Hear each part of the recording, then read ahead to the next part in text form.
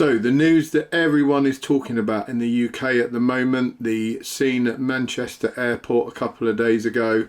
I'm sure most of you are aware of it. You've probably seen the footage already, but there's been some more footage come out. This has been a really polarizing subject, and it's interesting for multiple reasons. There's a number of opinions on it which I can understand people have, and these range from emotional opinions to how they feel about the incident. Some are racial type opinions, bordering into the immigration situation that we have in the UK.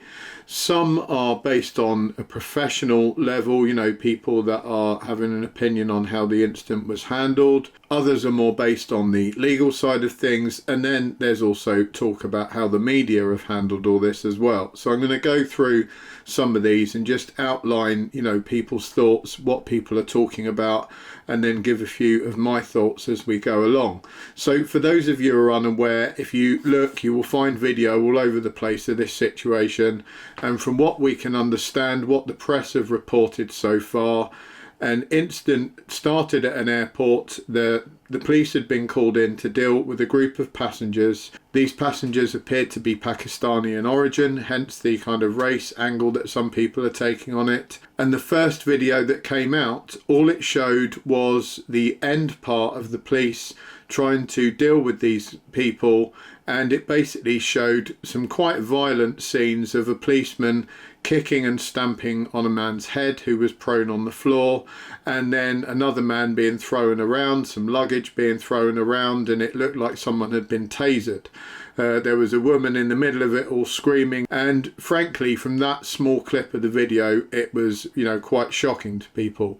So the first kind of outcry everyone had was that, oh, the police are terrible, they've assaulted someone, this is obviously police brutality. Then the racist stuff started coming up, that the police must be racist. There was a lot of calls for Greater Manchester Police that they were sort of racist from the ground up, and they had only picked on these guys because of their ethnicity.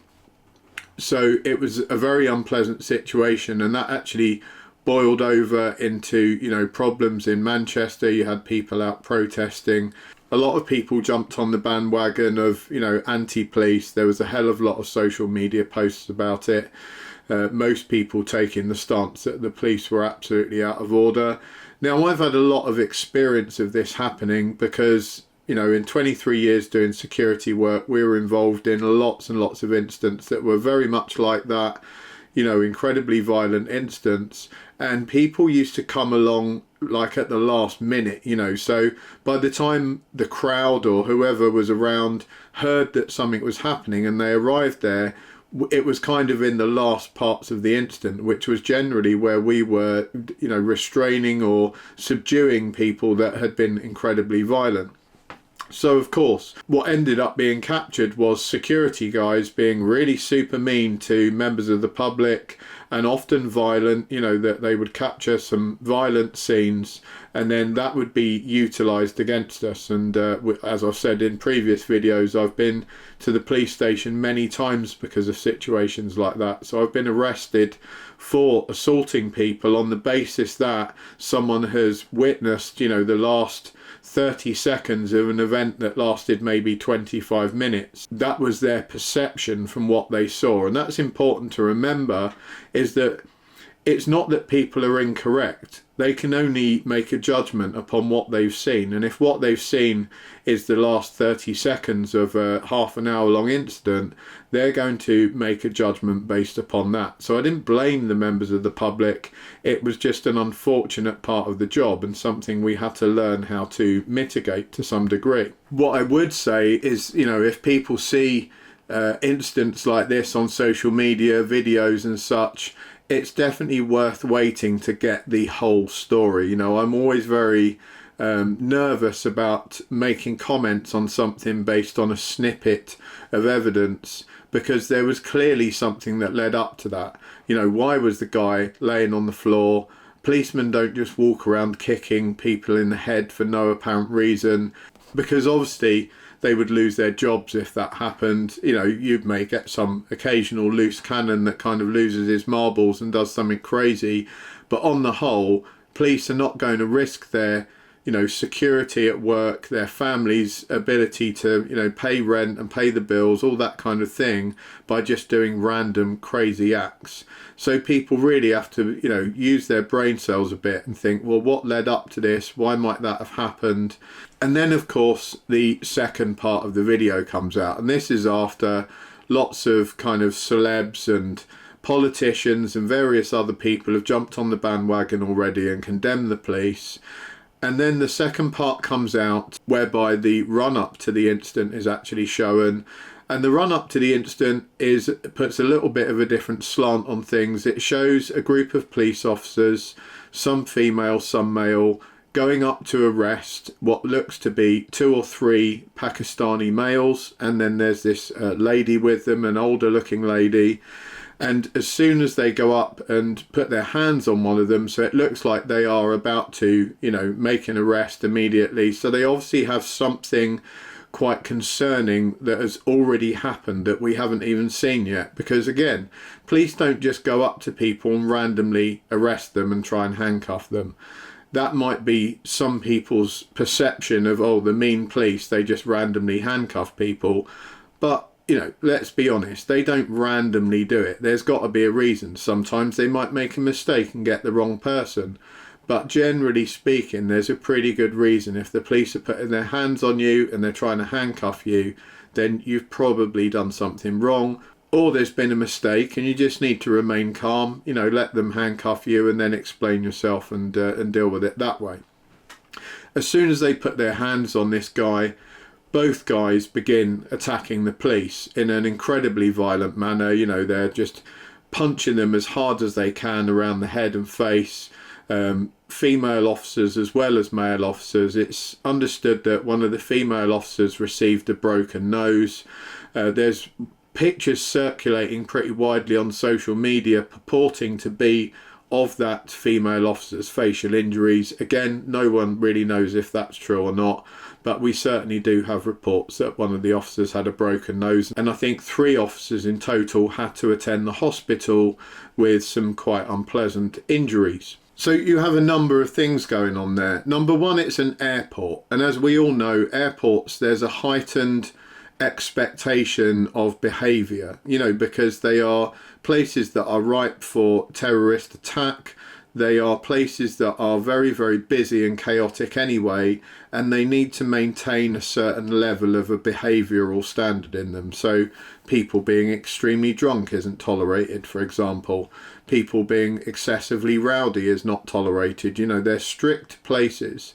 So if you're being out of order in an airport, you would kind of expect some pretty rapid police interaction, and the police are at the airports at all times. There's security staff everywhere, there's CCTV everywhere, there's normally armed police standing around, so that is always a consideration, you know, the context of the place that you're in. Whatever has happened previously, they've given police some kind of reason to go over and approach them and grab hold of them, and as soon as that's happened, they've responded with extreme violence.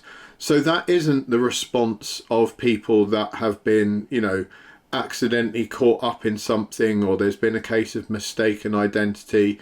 You know, if a police officer came and grabbed my arm, my first thought wouldn't be to rapidly and repeatedly punch him in the face multiple times.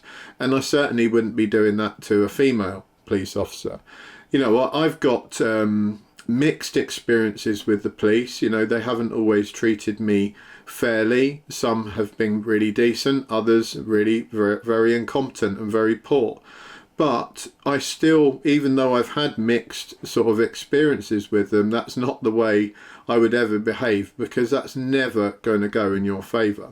So we can now understand the police are obviously very concerned now that they have to, you know, get these people under control. They have to arrest them because you've now got very violent guys, you know, walking around an airport. Again, we don't know what they've done previously to all this, but we now know that they've assaulted multiple police officers, and people that have got that, you know, lack of respect for the law, they're also going to be a danger in general. If they're walking around punching police officers out in an airport, they're probably not people that the public want there. You know, that the element of the safety element would be, let's get them locked up for everyone's benefit. Now, this is where I take a bit of a professional issue with this, and I'm sure I'll catch some flack for being critical. And one of the things I've been critical of the police service about is its kind of diversity and inclusivity policies, its poor wages, and the way that it gets new recruits nowadays. They've hemorrhaged a huge amount of good, experienced officers, and they filled those places with young, inexperienced, and frankly, a lot of the time, unsuitable officers. And gone are the days when, the police would turn up and you would get sort of 3 6-foot, pretty robust individuals climb out of a police car. Now it's more likely you're going to get just a random mixture of very young, fairly incompetent kids turn up, and they just don't command the same levels of authority and respect. People aren't going to automatically respect a uniform. The unpleasant criminals of this world, they will need someone who's a bit more robust than just a uniform. So we're seeing this all the time, and because these police officers don't have vast levels of experience, and they're probably not very confident in their own skills when it comes to dealing with serious violence and confrontation, that they kind of tend to make a hash of it. And that's pretty much what they did in this case. It doesn't please me to say that, but the arrest that they tried to make and the physical restraints that they tried to apply were not good. They were an incompetent mess, frankly. They were kind of putting their hands on these guys in a fairly weak and non-authoritative type manner, and as soon as it turned violent, the police are just being bowled all over the place like skittles. And if you have reason to believe that someone is going to behave in an extremely violent manner, or they've already done something in an airport that gives you reason to have to go over and arrest them or put them in cuffs immediately, I would kind of expect them to be a little bit more organised and a little bit more robust. And one of the things, that we all learn in security is if you're robust at the outset, you don't have to apply ridiculous amounts of aggression and violence at the end of the incident. This is where it goes wrong. That if you give the people a little bit of rope, they'll take a lot of rope. So if you sort of go over and put your hand on someone and say, oh, excuse me, would you mind blah, blah, blah, and come with me and whatever, if they're really unpleasant individuals, they're not going to listen. They're going to become progressively more violent. It will get to the point where your levels of adrenaline are now shot through the roof. They've become incredibly violent. Now you've got to apply quite an excessive amount of force to get them subdued and restrained. It's also given them time to be organised. One of the great weapons you have in your armoury as either a security person or a police officer is that element of sort of sudden surprise. So if you're going to arrest someone, you walk up to them, stick them on their arse incredibly quickly, and then get them cuffed up, move on to the next one. And in this case, I don't know why they weren't sort of dealing with one at a time. You would have thought that they would have got one guy cuffed up, and at least they've then affected one guy to be fairly ineffective if he gets it any more violent, and then move on to the next one. Instead, they make just a bad job of dealing with them all at the same time, and at some points they're kind of leaving them on the floor, slightly walking away, walking back again. It's very, very disorganised. It was not a professionally handled incident. That aside, I don't blame the officers on the ground. Like I said, the training and the recruitment these days is absolutely shocking. And to be honest, the public as a whole are losing faith in the service. So, that's come as no surprise to anyone. I know lots and lots of police officers who have left, and they've also said the same thing, that they're very disappointed in how the police have gone. It's become quite a politicised organisation. They're very left-leaning, and they kind of favour all this sort of woke. They would rather be at a pride march or whatever waving flags around than they would doing sort of defensive tactics training, etc. There are certainly units that do specialise in that stuff, and they tend to be a little bit more robust. Like the counter-terror guys are absolutely excellent, but there's only a very small amount of them and they don't deal with these kind of incidents. The other issue that you have here is that there's firearms team involved, and the problem with that is it might seem like, oh good, you send in the firearms team, everyone's going to comply. But unless the people that they're dealing with have firearms or knives or some, you know, some kind of lethal weapon, they're going to be hard pressed to utilize those firearms, and they really don't want to use them, you know, and they don't want to get their tasers out, even though they're less lethal pieces of equipment. They really don't want to use those, especially in front of people's cameras. It's got obvious issues in terms of, you know, bad press, liability, all that kind of thing. And again, we're getting into this leftist mentality of not wanting to apply the force that may be needed to be applied right at the beginning of this incident. They're saving it up till the end, which of course we saw didn't go down too well. They can't just whip firearms and tasers out and start blasting because the people look a bit mean or whatever. So that means that their main aim is going to be A, to try and arrest these people, but B, in that process, they're going to be really, really concerned that the firearms they've got on them aren't being grabbed by the people they're trying to arrest. So they have an element of responsibility to look after their firearms, and at the same time they're trying to get involved in quite a close-up physical confrontation. That's a bad recipe. Ideally, the officers that would be tussling close in would not be firearms officers, because they've got that extra level of concern about what they're carrying, you know, and that's not going to do them any favors when they're trying to wrestle these guys to the ground. Their mind's not going to be on the wrestling, because 50% of it's going to be on weapon retention. At this point, we then see the guy appears to get tased, you know, the thinner of the two guys. He falls onto the floor, his body's kind of gone rigid, and he just falls directly down. There's a woman quite near to him, and then there's still a tussle going on in the background with a bigger male and various different police officers. Then a policeman appears to step in, kick this guy in the head, and then stamp on him, and then sort of kneel on him and start eliciting a arrest. And of course that's the part that people saw when it was just set aside on its own. Now, at this point, the police are obviously incredibly concerned, because they now have got violent individuals. They've struck several of them. The police are in danger of being completely overrun by these two guys. These two guys could then easily grab weapons from the police, for example, like we've just discussed, and who knows what they're going to do from there. You know, if they're quite happy to just randomly knock police out in a completely open public place in the middle of the day, who knows what they're going to do once those police are laying on the floor and all their kit is available.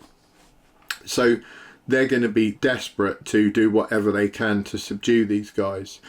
Now, coming from a legal aspect, I can also understand the argument, legally speaking, because you can look at that morally and strategically, which we've just kind of done, and you think, right, morally, that guy probably deserved a kick in the head, because he's punched a woman in the face and broken her nose. He's acted like a violent thug. He's probably done something to lead up to all this in the first place. We know that these two guys are clearly not very nice people. The public are not going to be impressed with them. They're not the sort of people we want to be around. And the police are trying to arrest them. So we can all be on the police's side for that. And morally speaking, most people, if they were true, would say, yeah, the guy probably deserved a kick in the head. The trouble is, what's morally correct and what we all imagine we would like to see is not necessarily what the law says. And if I was acting in self-defense, let's say, let's put ourselves in that situation, and I was fighting with those two guys, they were attacking me, and I had to deal with them. Would it be appropriate when one of them was clearly laying on the floor in a prone position? He had already received a taser by the look of it, so he was pretty much out of it.